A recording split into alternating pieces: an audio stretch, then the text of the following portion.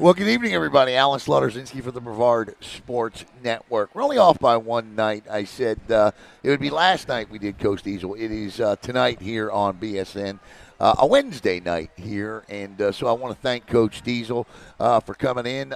Coach, welcome back. You had a Yeah. Well, last time we talked, okay, so let's start here. All the pomp and circumstances Yep. have settled down. Yeah. You're settled in. Yep. Where you at? We feel good. You. Where are you at? You in? You settled? Yeah, we still got some things that we're sorting out. On the backside of things, like every high school program is right now. But no, man, I'm settled in. We're grooving.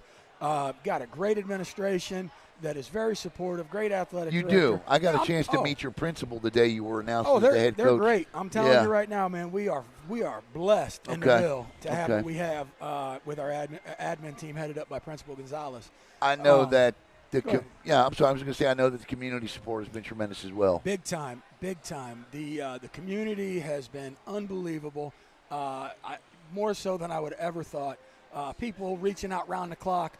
Hey, can we drop off? Can we help out? Whatever, so many people with helping hands that are willing to put into the youth in the football team, particularly of Titusville High School and all sports. Right. But, man, we're in such a good place in Titusville right now, with community involvement, administration, the school as a whole, the kids that I'm able to coach.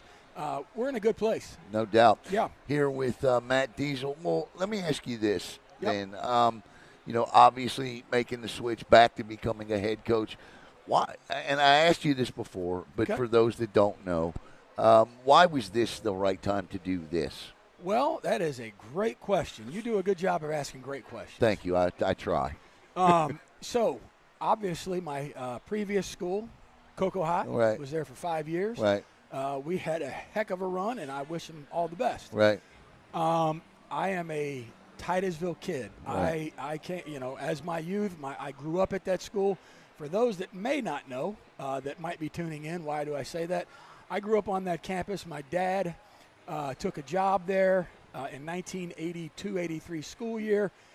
Put 35 years in. I was born a year before that.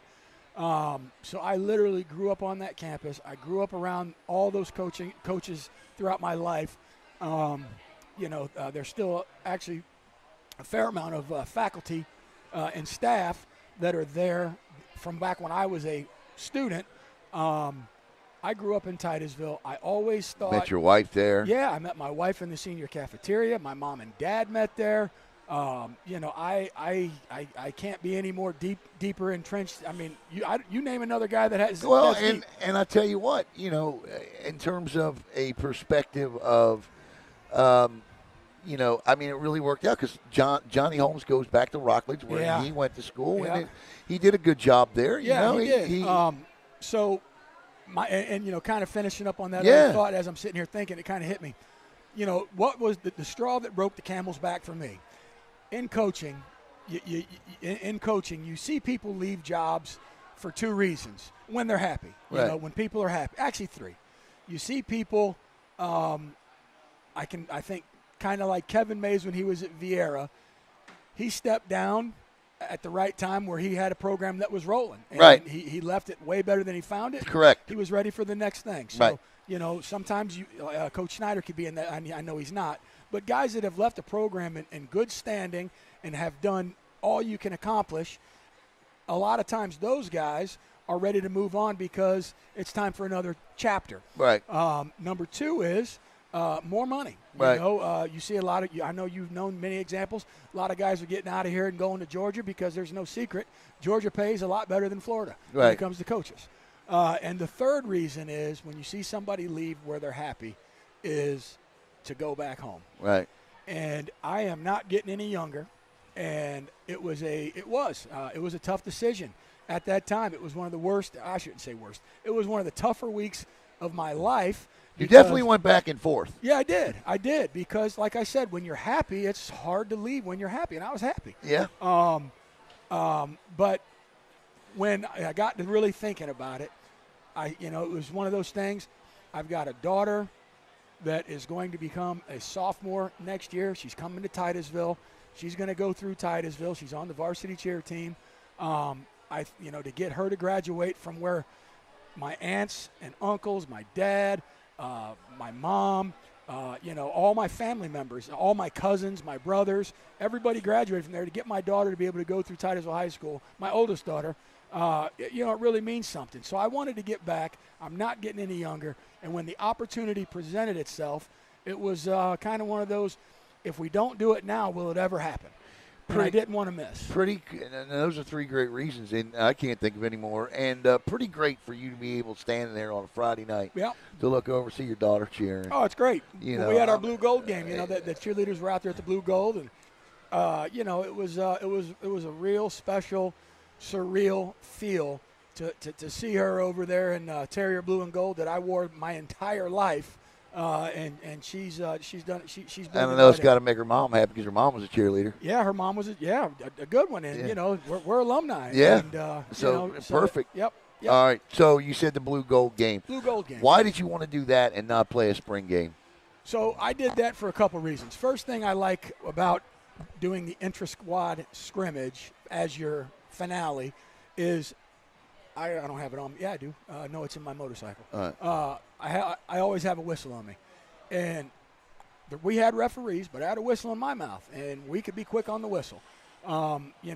Years ago when I was at Space Coast, my first year, we lost a really good wide receiver in the spring game. Yes, you did. I remember that. Yeah, and he never was. He had to get pins and all kind of stuff. Yeah, I remember that. And he never was able to return. And he was probably our number one, if not number one, definitely a number two receiver at the time. And probably number two, doesn't matter. But anyway, that kid's career ended in a meaningless spring game. So that's the first reason. The second reason is, truthfully for us, a lot of our players. We're not that big of a school, and we share a lot of athletes. We had a really good amount of male athletes on the track team that qualified late through the district, the region, and some in the state. Run.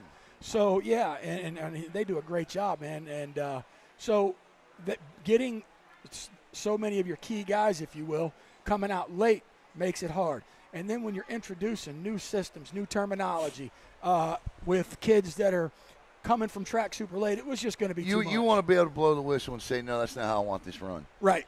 Oh, yeah. That makes sense to me. That makes sense to me.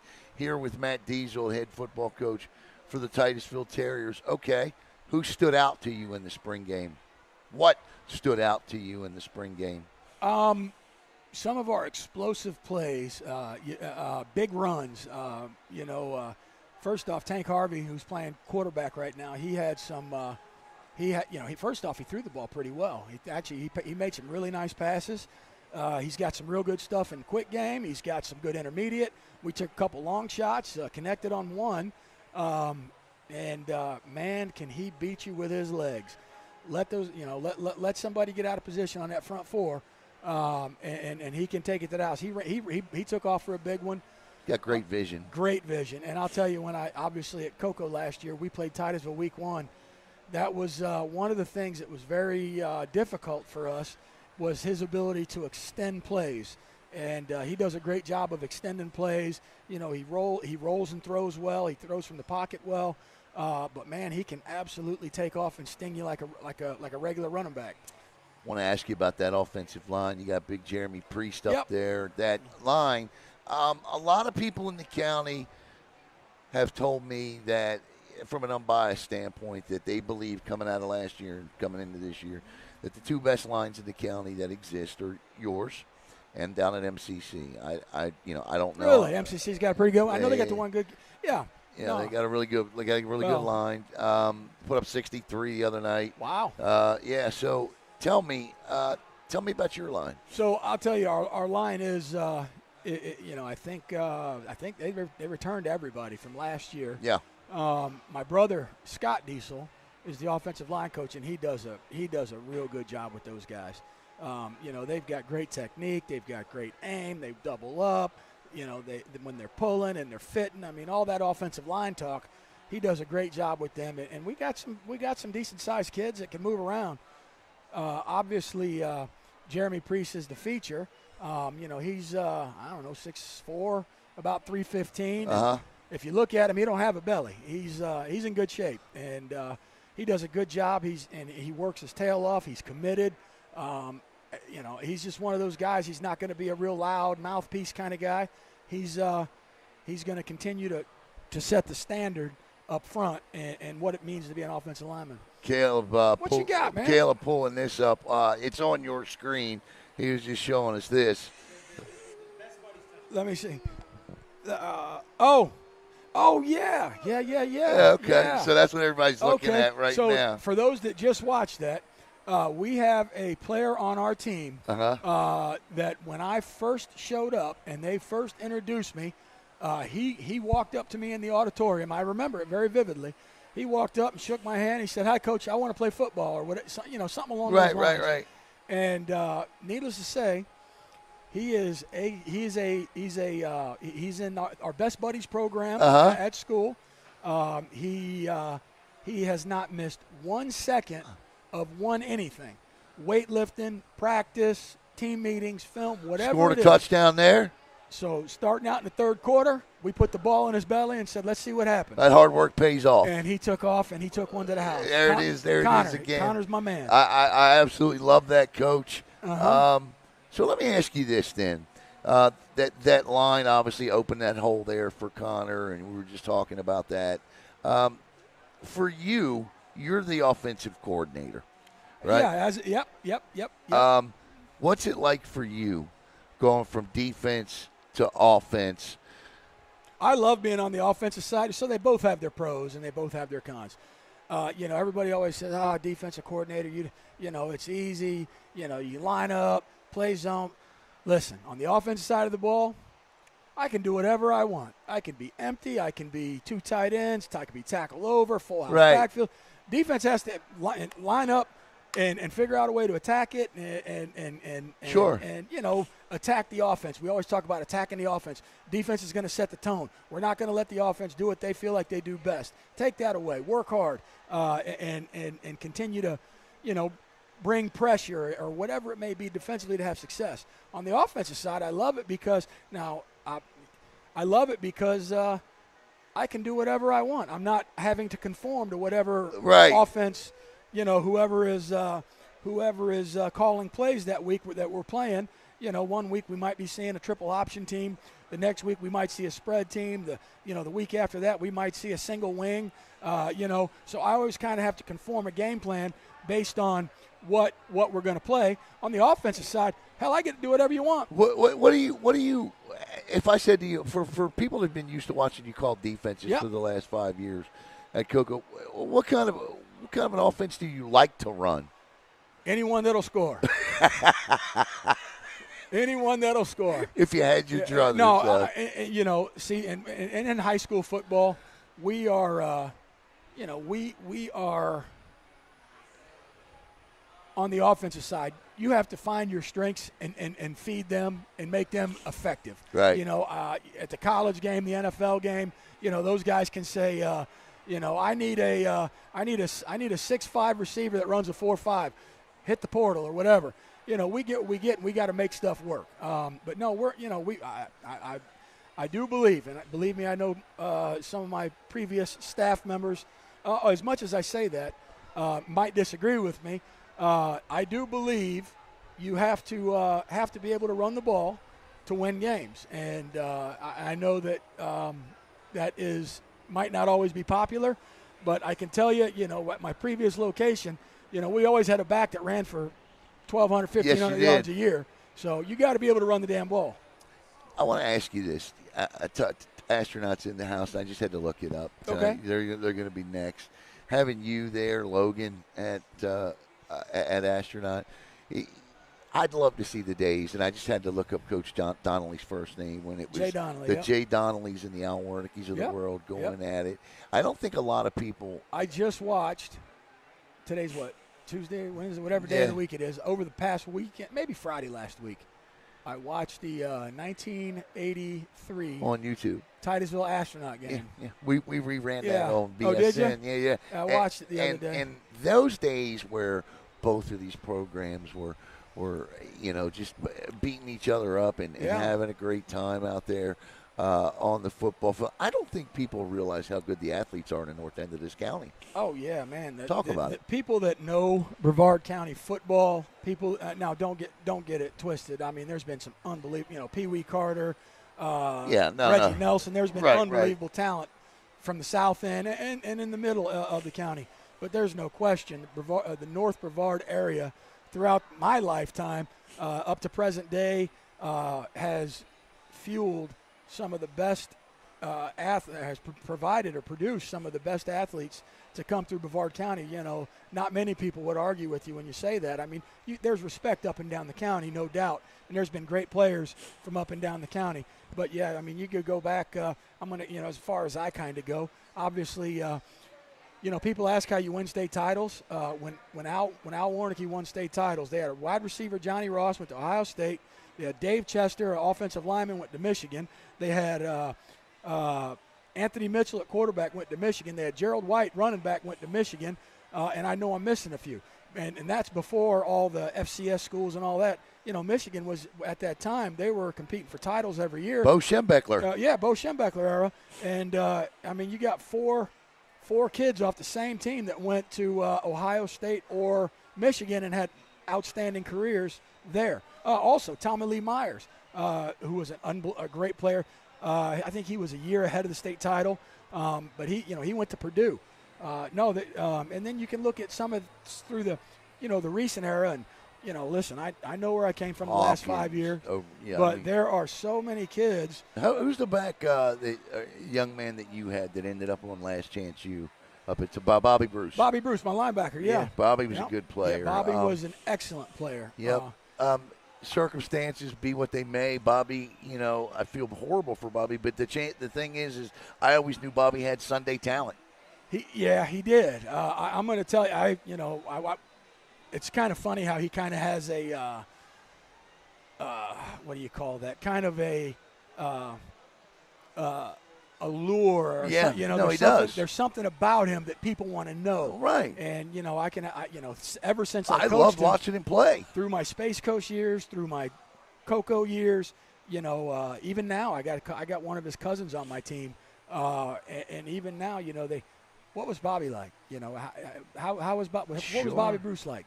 And one of the things I always jump to, I'll give you two very quick Bobby Bruce stories. We're getting ready to play Lake Brantley, and at this time, Lake Brantley's running the ball for about 500 yards a game, and that's not an over-exaggeration. They were triple option, flex bone, triple option. And they had a quarterback that was like Houdini, who ended up playing lacrosse scholarship at Maryland. Right. Unbelievable kid. I still remember his name, Barnhart. And they had a back that went to Florida. They were loaded. Bobby Bruce dismantled this team. He took the guard out. He took the quarterback out. That was Bobby Bruce. Bobby Bruce, I'm telling you, I've never seen. I've never coached anybody hit as hard as he hit on a every down basis. Love it. Defensive side of the football for you. Tell me about it. Defense, I'm really excited about what we got. We got some young guys over there that have talent. I saw enough in spring to know that we got to work on some things. Eye discipline. And I told the guys that, even in our blue gold game, we had some success throwing the ball deep. And some of that was they just had bad eyes. Their eyes are stuck in the backfield. But I told those guys, I said, there's not a high school program in America that right now isn't having problems with defensive backs and their eyes in the backfield. We got to clean some stuff up. Our front four is going to be really tough. We got some, we're going to be a good defense, I think, when it's all said and done. What's different about you from the last day you walked off the field at Space Coast as a head coach to the end of your spring intra-squad scrimmage? What's different about you as a head coach? Another good question. I think the biggest thing is growth. I can tell you, we'll speak defensively. What I was able to put together scheme-wise throughout the last 5 years and expand the defensive playbook and all the multiple looks and coverages and blitzes and all that stuff that I've made easy because, coaches always want to talk and get on the board and, it can sound Chinese even to the kids. And if the kids don't understand what you're saying, it may as well be, a foreign language. Not foreign language, so, right. I found a way to make things easy for them to understand and be able to play fast. So that's part of the growth and experience. Then also being around some of the guys that I've been able to be around. Some of the coaches that I was with, I've learned some stuff.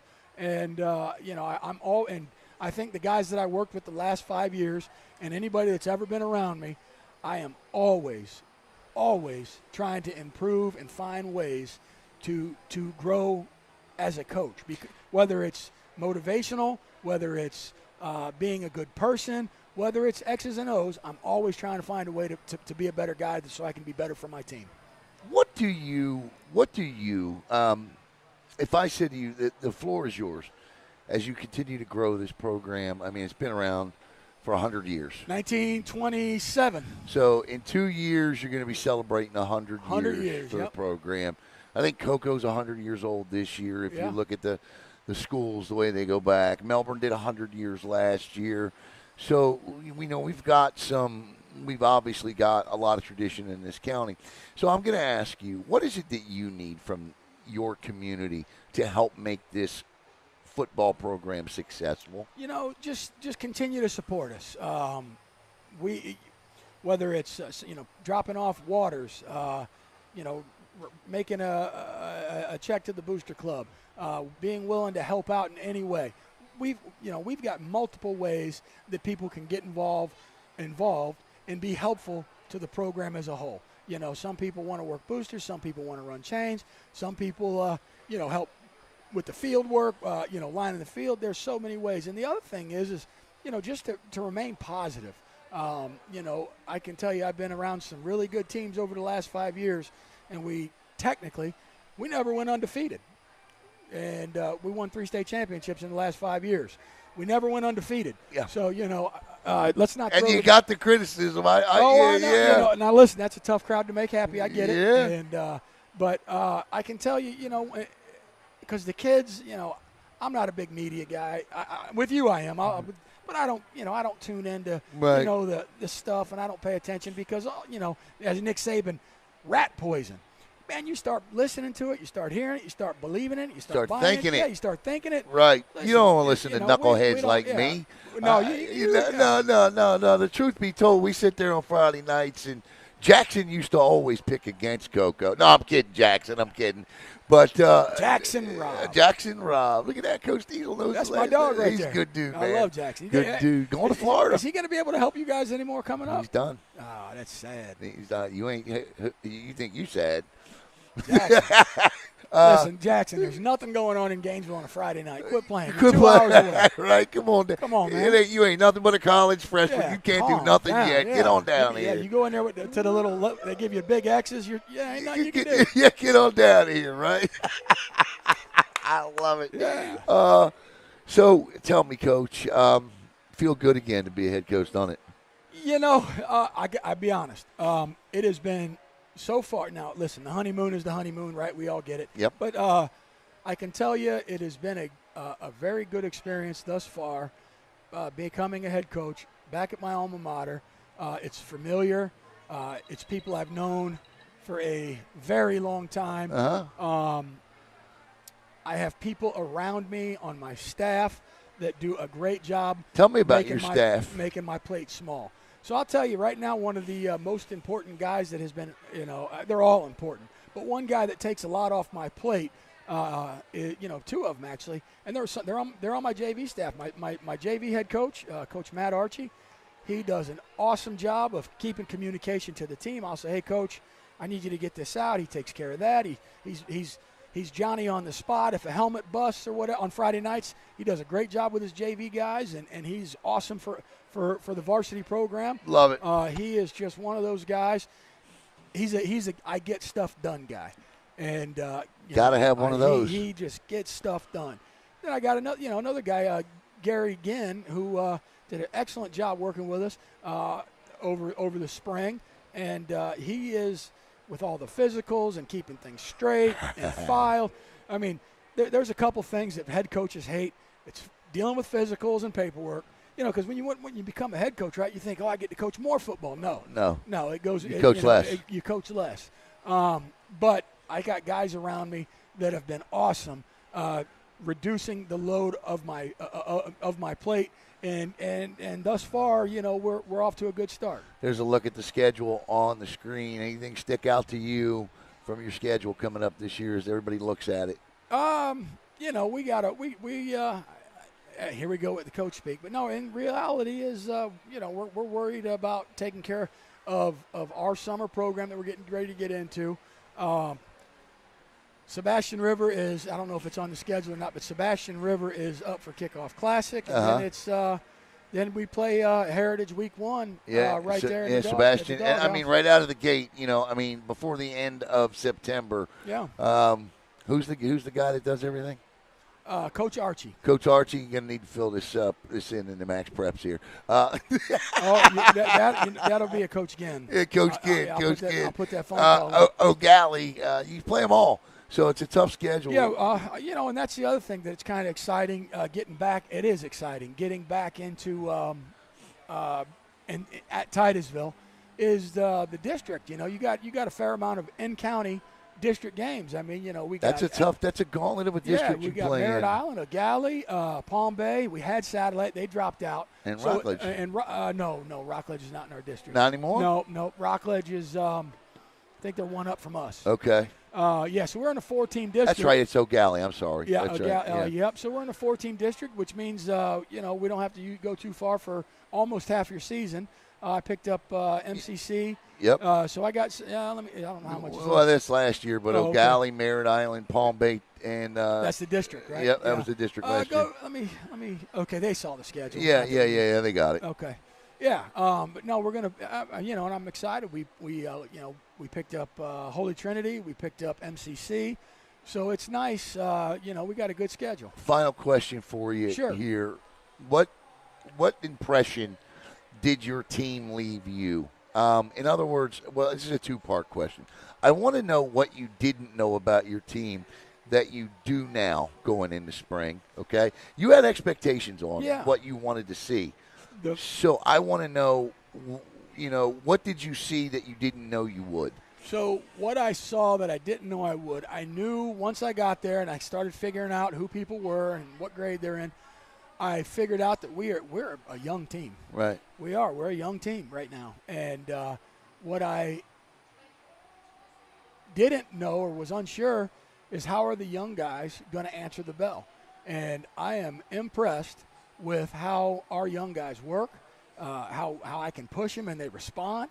I'm excited for this group, particularly on the young side because, where they're going to be there. Obviously, we got great senior group. Right. Kamari Jackson, who else do I got? Jabari Green, Alex, Christian. We got some really good home run hitter players. Right. That can, they put the foot in the ground and they'll be gone. They'll be gone. Be gone. So that was, I think that's the biggest surprise is, sometimes you see young guys and coaches. You said you had dogs you didn't know you had. Yeah. And as coaches, sometimes you can get a little judgy. Oh, these guys are young. They're. No, man. We had some young guys that really responded, and I'm excited. I mean, we're in that cycle in football in Brevard County, and no other position's better to look at than the quarterback position. But where we're kind of at the bottom of that.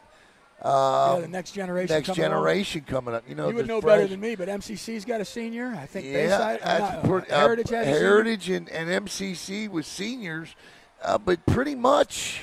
Yeah, I'm sure I'm missing one or two, but no disrespect to anybody. There's not a lot of Brady Harts out there. Oh no, no. That kid was. He was a difference.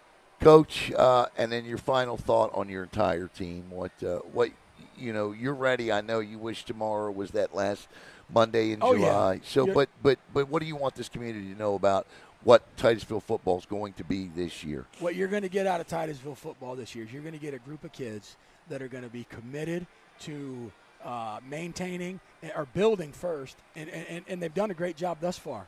The last 2 years, they've got success. They're going the right direction. Now we're trying to push through, have more success, continue to build on the standard. You're going to find a group of kids that is going to be absolutely relentless. They're going to play with their hair on fire. They're going to come out for 4 quarters, and it's going to be go time. Good, go time. Before I can take my hat off and show my bald head and it hits the floor, these kids are ready to go. I love it. And you know what?